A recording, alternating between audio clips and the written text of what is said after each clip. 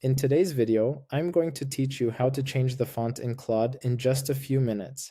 Whether you're a beginner looking to customize your experience or a busy professional aiming for better readability, this simple step-by-step guide will get you there. Let's dive in. First, to get started, you'll need to access the main settings panel, which is located in the sidebar. If your sidebar is currently collapsed, as you can see on the screen, your initial action is to expand it. Simply move your cursor over to the icon in the top left corner of the window and give it a click. This will reveal the full navigation menu, providing you with easy access to all of Claude's core features, including your saved projects, artifacts, customization options, and the account settings we need for this task. Next, with the sidebar now fully visible, direct your attention to the very bottom left corner of the screen.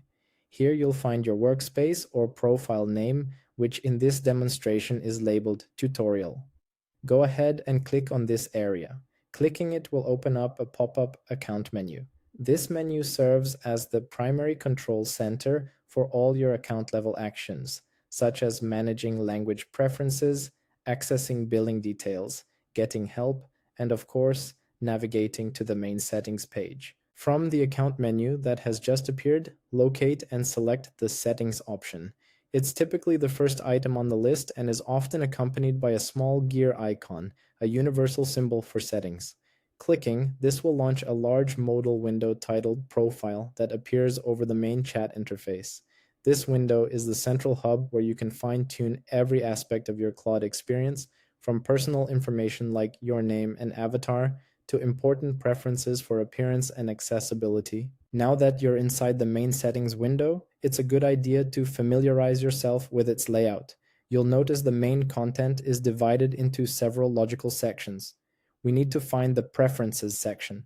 Under the Preferences heading, you'll see various options to customize your user experience, including appearance for light or dark mode, motion to reduce animations, and our target for today, chat font.